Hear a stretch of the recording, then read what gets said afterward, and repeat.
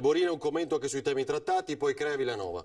Ma innanzitutto faccio gli auguri ad Arturo Lorenzoni, mi fa piacere che si sia ripreso e che stia bene.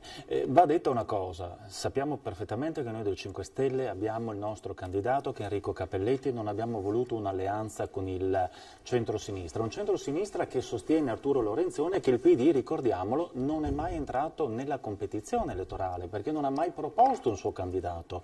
Ricordiamoci che nella coalizione di centro-sinistra non c'è mai stato comunque una valutazione o comunque una forma di espressione di voto tra più candidati. Il PD non ha mai partecipato a questa competizione elettorale perché non ha mai espresso un suo candidato.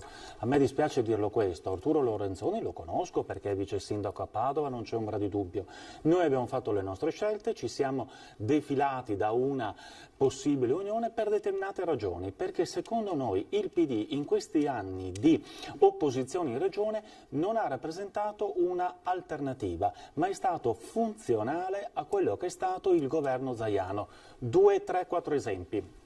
Cioè non un'opposizione dura, cosa dici? No, funzionale, attenzione alle mie parole. Faccio 2 o 3 esempi, ma che sono votazioni in Consiglio regionale. Chi era in Consiglio regionale può confermare. La legge sul consumo del suolo non si sono opposti, Pedemontana non si sono opposti, disastro FAS ambientale in Veneto siamo stati noi dei 5 Stelle. Per quanto riguarda poi il bando, faccio uno dei tanti esempi, revoca del bando della concessione alla Serenissima di 330 milioni, non si è opposto. L'aumento dei costi della gestione del governo della regione dei 10 assessori non si sono opposti. Allora, o uno viene votato per fare opposizione o uno non verrebbe votato per essere funzionale. Ecco, quindi noi dei 5 Stelle ritengo che ad oggi rappresentiamo una alternativa critica.